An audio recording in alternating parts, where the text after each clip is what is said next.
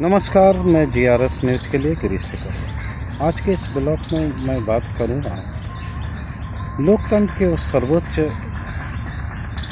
स्तंभ की, संसद की, जिसको नई भवन की उद्घाटन के लिए पूरे देश में विवाद की स्थिति बन गई है। 28 मई को देश के प्रधानमंत्री नरेंद्र मोदी नई संसद भवन को राष्ट्र के नाम समर्पित करें।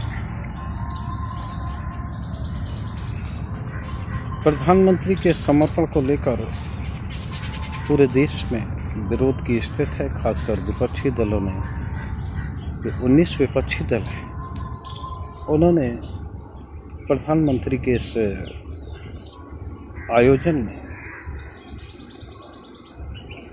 न आने यानी कि बहिष्कार करने की बात कही। कांग्रेस समेत 19 दल इस आयोजन के खिलाफ। विपक्षी दलों का कहना है कि चूंकि राष्ट्रपति सर्वोच्च पद होता है देश का, तो नए संसद भवन के उद्घाटन उनसे ही कराना चाहिए। हालांकि इस मांग में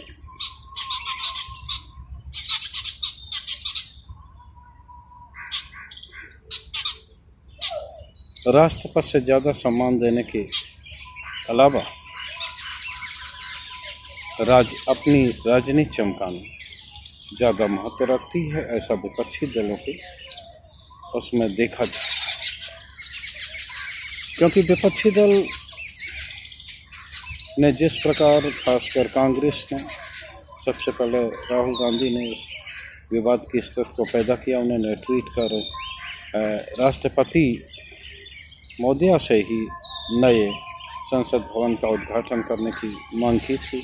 बाद में उसी क्रम को आगे बढ़ाया उनके ही राष्ट्रीय अध्यक्ष मल्लिकार्जुन खड़गे ने। उन्होंने कहा कि उन्होंने राष्ट्रपति के अपमान को आदिवासियों और दलितों, कमज़ोर वर्गों के मान सम्मान से जोड़ा। उन्होंने कहा कि प्रधानमंत्री राष्ट्रपति को उद्घाटन न करा के, यहाँ तक कि उनको उस आयोजन में निमंत्रण भी नहीं दिया गया है, तो आदिवासी का अपमान कर रहे हैं। निश्चित तौर पर राष्ट्रपति का पद सर्वोच्च पद है और देश की सभी संपत्तियां राष्ट्रपति के नाम ही समर्पित होती हैं, तो लिहाजा उनको देना चाहिए और उनको ये सम्मान मिलना ही चाहिए। जब भारतीय जनता पार्टी ने उन्हें उम्मीदवार बना के जब चुनाव जितवाया,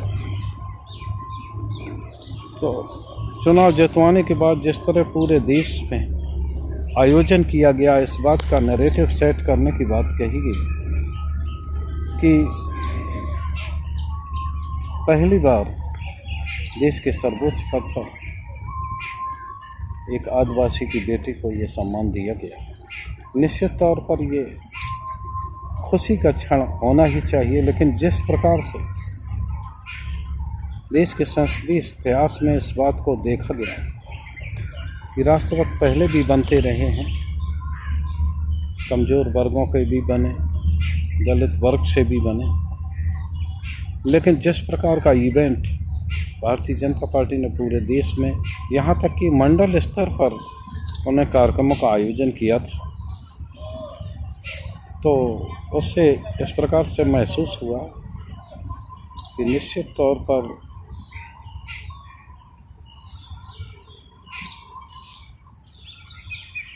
आदिवासी पहचान के नाम पर भारतीय जनता पार्टी निश्चित ही एक बड़ा दांव खेलेगी। लेकिन उसका शेगुफा फूटता तब देखा कि अभी जब नए संसद भवन का उद्घाटन होना है, तो देश के प्रधानमंत्री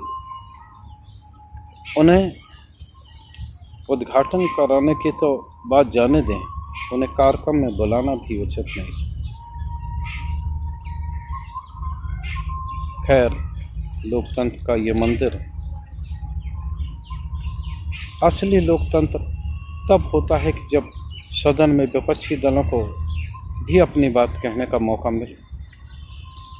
लेकिन विपक्षी जब 2014 के बाद जब से मोदी सरकार हुई, तब से निरंतर विपक्ष की आवाज़ को कमज़ोर किया जा रहा है, उन्हें दबाया जा रहा है, क्योंकि सरकार की मंशा विपक्ष मुक्त देश बनाने की। वो चाहते हैं कि कोई विपक्ष न हो और कोई उनकी बात का विरोध न करे। आप सभी लोगों को जानकारी होगी कि नया जो सदन है, हालांकि इसका अभी उद्घाटन नहीं हुआ, लेकिन इसमें बेल की व्यवस्था नहीं रखी। बेल सदन का एक महत्वपूर्ण अंग होता है, क्योंकि असहमत की स्थिति में इस बेल में ही विपक्षी दल के सांसद आकर अपना विरोध प्रदर्शन करते। बेल की व्यवस्था नहीं रखी गई है, क्योंकि सत्ता दल ये महसूस करता है कि सदन में संभवतः विपक्ष की जरूरत नहीं। उद्घाटन होगा, नए सदन के उद्घाटन किया जाएगा, कार्यक्रम अच्छा होगा, लेकिन जब उस सदन में विपक्ष ना हो तो आखिर वो, जैसे कि लोकतंत्र का मंदिर कहते हैं सदन को, उसकी महत्ता है क्या? प्रधानमंत्री जी को चाहिए कि वो इस कार्यक्रम को विवादित न बना के देश की महामहिम राष्ट्रपति को ही इस कार्यक्रम के आयोजन का दायित्व सौंपें और लोकसभा अध्यक्ष से सभी दलों को आमंत्रित करने के लिए सर्वदलीय बैठक बुलाएं, जिससे कि सभी लोग आकर इस कार्यक्रम में सहभागिता करें। क्योंकि लोकतंत्र में जब तक सत्ता पक्ष के साथ साथ विपक्ष कदम ताल करता नहीं दिखता है, तब तक बात बनने वाली नहीं है। लोकतंत्र की जय तभी होती है जबकि सत्ता पक्ष के साथ साथ विपक्ष को भी अपनी बात कहने का मौका। लेकिन जिस तरह से विपक्ष की आवाज़ को निरंतर कमज़ोर किया जा रहा है, चाहे वो खरीद फरोख्त के माध्यम से हो या ईडी, सीडी, सीबीआई, आईटी की एजेंसियों के जरिए उन्हें परेशान करने की बात है। जिस प्रकार विपक्ष की आवाज़ को दबाने का प्रयास किया जाए, उससे ऐसा महसूस होता है कि जो मोदी सरकार कांग्रेस मुक्त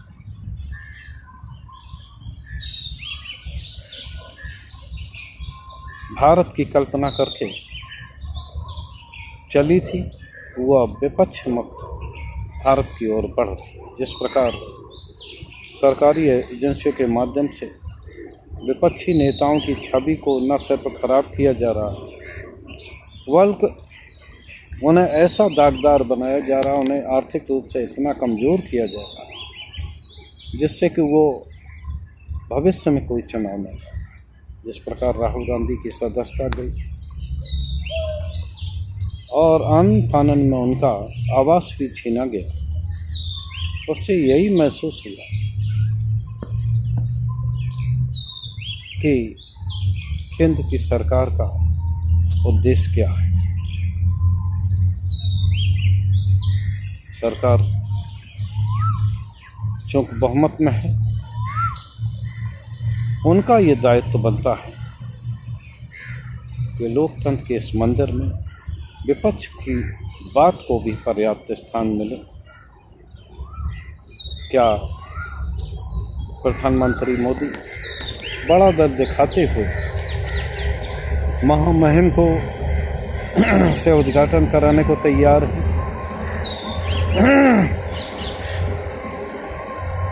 या वो केवल राष्ट्रपति को सजावटी वस्तु की तरह ही देखना चाहते हैं कि केवल वो वोट कबाड़ने की मशीन बनी रहें और उन्हें आदिवासी के नाम पर हम आदिवासियों के वोट ले सकें और उनको पर्याप्त मान सम्मान देने का मौका न देना पड़े। संभवतः प्रधानमंत्री इसी बात को आगे बढ़ा रहे हैं। अच्छा तो ये रहता कि राष्ट्रपति को ही नए सदन का उद्घाटन करने का गौरव प्रदान होता, जिससे कि देश के विभिन्न जगहों पर फैले कमज़ोर वर्ग, खासकर आदिवासियों के मन में ये संदेश जाता कि राष्ट्रपति का पद देना एक सजावटी पद नहीं है, बाकायदा उनको मान सम्मान दिया गया और सौभाग्यता की गई। लेकिन प्रधानमंत्री जी खुद को चर्चा में बनाए रखने के लिए वो क्या क्या जतन करते हैं, आप सभी लोगों ने 9 साल में देख ही लिया होगा। कैसे भी सत्ता मिले, सत्ता प्रमुख हो गया, चाहे विपक्ष खत्म हो रहा हो या विपक्ष की आवाज़ को ज़बरदस्ती दबाया जा रहा हो, यहाँ तक कि सदन में सरकार से प्रश्न पूछे के दौरान उनके माइकों को म्यूट करने का मामला, जिसकी चर्चा देश से लेकर विदेशों तक में रही। लेकिन सरकार है कि वो जरा भी अपने खिलाफ उठने वाली किसी भी आवाज़ को सुनने को तैयार नहीं है। आपको ये जानकारी देना भी आवश्यक है कि जब इस नए सदन का शिलान्यास सन 2020 में किया गया था, उस समय तत्कालीन राष्ट्रपति रामनाथ कोविंद जी को भी निमंत्रण नहीं दिया गया था। इस बार भी वो वर्तमान राष्ट्रपति को, जिन्हें कि भारतीय जनता पार्टी ने उनके जीतने पर एक बहुत बड़ा इवेंट बनाया था, जिससे कि एक संदेश जाए, लेकिन जब उन्हें मान सम्मान देने की बात आ रही है तो प्रधानमंत्री वो मान सम्मान देने को तैयार नहीं है। आज के ब्लॉग में बस इतना ही। जय हिंद, जय।